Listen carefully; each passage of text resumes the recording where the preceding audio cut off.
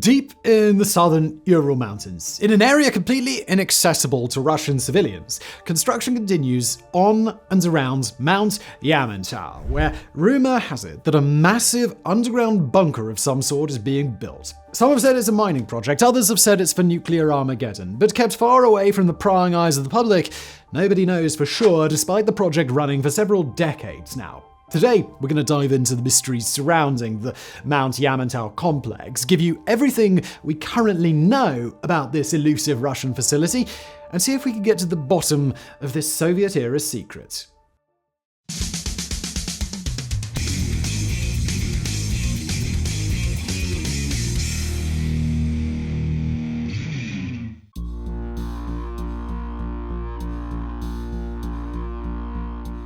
When Leonid Brezhnev took power in the Soviet Union in the 1960s, he was inheriting a tense geopolitical situation as just a few years earlier, the Cuban Missile Crisis had shaken the world and became as close to nuclear war as ever. Although that had fortunately been avoided, relations between the superpowers were still struggling, especially now that there was a new heated disagreement over US intervention in Vietnam.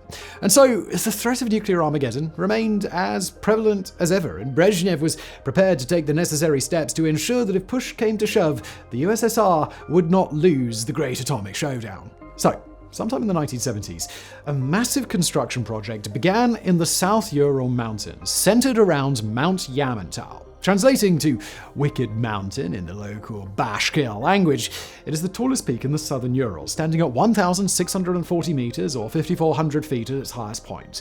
When construction began, two military garrisons were stationed around the mountain, Belorets 15 and Belorets 16, along with a possible third known as Alkino 2. These garrisons, totaling as many as 50,000 workers, excavated and constructed rail systems for transport for the first few years until in 1979 they were all unified into a single city known as Ufa 105, later called Mezhgorye. Mezhgorye is what is known as a closed or secret city, meaning there is absolutely no access to the public, foreigners, or anyone that does not have proper clearance. Closed cities were constructed all across the Soviet republics and were almost always home to highly classified research in weapons testing, nuclear engineering, space travel, and other advanced fields. They were so secretive that even the families of the specialists that lived in the towns were rarely allowed to leave, and they were completely forbidden from discussing the city's inner workings. Even if they wanted to tell an outsider about it, they'd find it difficult as none of these cities were shown on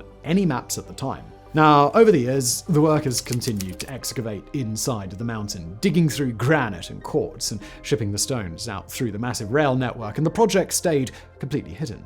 But as the 1980s rolled around, things started to get tough for the USSR. It's no surprise in hindsight, but their war in Afghanistan had gone from what was supposed to be a quick invasion to a decade-long quagmire, and, well, this was starting to take a heavy toll on the nation's military budget. Generally, when money gets tight, excess or experimental projects are the first to lose funding. But despite all of the economic turmoil setting in across the Soviet republics, construction at Mount Yamantau pressed forward unabated, and even more workers were actually sent to the site.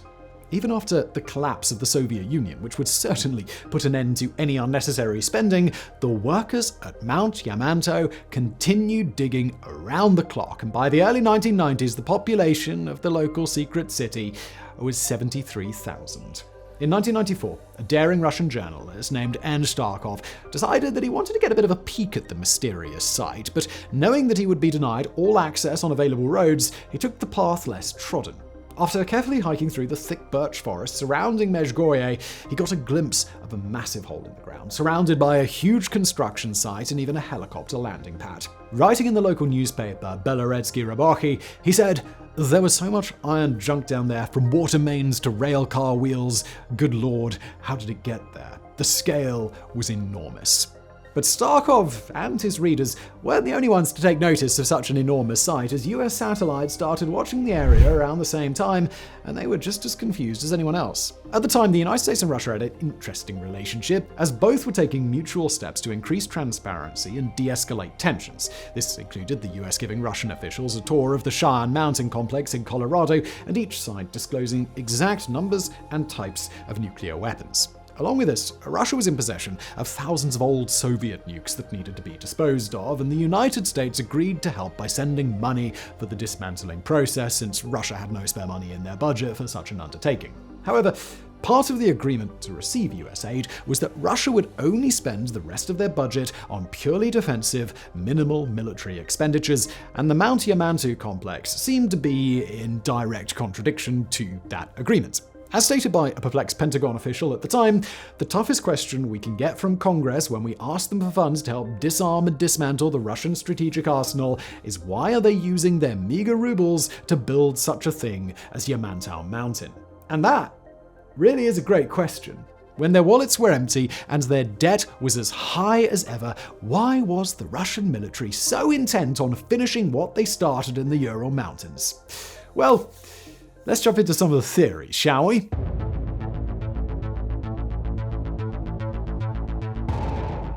When the US first started taking notice of the construction around Mount Yamantau, they went directly to the Russian government for an explanation. But in typical government fashion, they offered little in the form of an explanation other than reassuring the United States that whatever was happening was of no threat to any other nation, and in the 1997 federal Russian budget, the project was simply listed under the Ministry of Defense. Hoping to shed some light on the topic, one Russian official, C. Kernov, stepped forward with some information and, claiming to be the director of the project, said that the whole thing was actually a business venture and that he was the founder of an enterprise known as the Ural Mining and Ore Dressing Combine. Now, this would actually make a lot of sense, as the Ural Mountains are home to plentiful reserves of copper, iron, and other metals. And let's be honest, it would be far from the first time Russian government funds were used for personal gain. But it leaves more questions than answers. If it was just an ore mining site, why the secrecy? And why not disclose it to the Americans earlier? It gets even more confusing when he later took back what he said about mining and said that it was actually an underground storehouse for military food and clothing.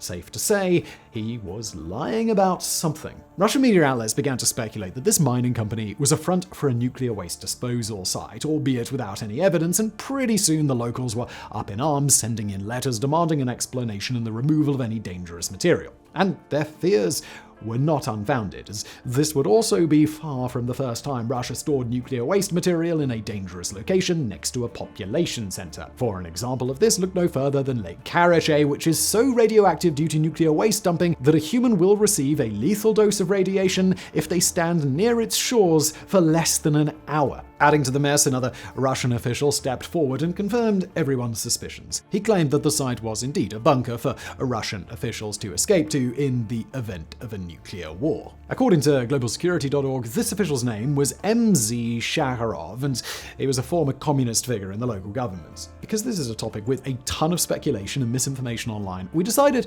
just to dig a bit deeper and see if this Shakharov guy is actually legit. And it took a bit of digging, but it turns out that he does exist. He's mentioned in a footnote in a 1987 economic journal called Gorbachev and the Reform of the Soviet System. He's also mentioned in a 1983 report on the status of the USSR by the US Department of Commerce. So yeah, he does exist, and according to both of these sources, he was indeed the first secretary of the Bashkir region, though the mentions of him online do have his name spelled slightly wrong with an extra O. And this lends some credibility to his explanation of Mount Yamantau. According to him, when the US nuclear doctrine in the 1970s was largely aimed at taking out Soviet leadership, Brezhnev authorized the construction of a massive facility to avoid a total decapitation of the government. The plan was for Mount Yamantau to be a complete survival center that would allow for the Soviet leadership to remain afloat even if the rest of the country had been annihilated. Mount Yamantau was selected specifically for two reasons. One, the distance from other major population centers minimized risk of a direct nuclear attack, and two, even if the bunker was targeted, the complex was designed to withstand the blast from any weapon in the US arsenal. This includes US bunker-busting weapons, which were specifically designed to counter such facilities,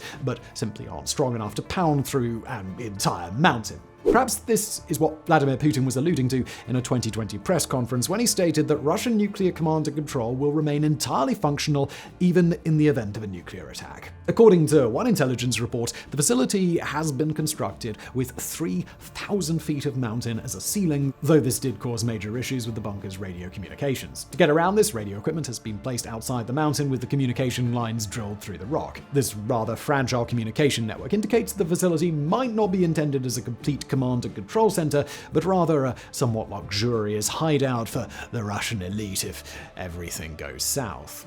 Now, this all sounds highly believable, but it isn't the only potential explanation. One fact that somewhat contradicts the idea of it being a big survival bunker for the rich is the facility's incredible size, coming in at some 400 square miles, or a little over 1,000 square kilometers, an area roughly equivalent to San Antonio, Texas. This seems really excessive, unless the invite sent to the Russian oligarchs has a +1 for all of their super yachts. Another explanation is that the site is home to Russia's national treasures. Russia's home to loads of precious metals, so it's possible that Mount Yamantau is nothing more than a safe place to store gold, silver, and other expensive investments. A final possibility is that Mount Yamantau is a Russian version of Area 51, a place where experimental and highly classified technologies are developed and tested. After all, the Soviet Union was a leading producer of numerous biological and chemical weapons, and since many of those have since been banned, perhaps the mountain is a safe place for Russia to continue testing them away from the prying eyes of American satellites. Whatever the case, this is just about everything we know about the complex, as the Russian government has been tight-lipped regarding it for decades now. So unless another Russian official decides to step forward with some inside information, the mega project at Mount Yamantau is likely to remain a mystery for years to come.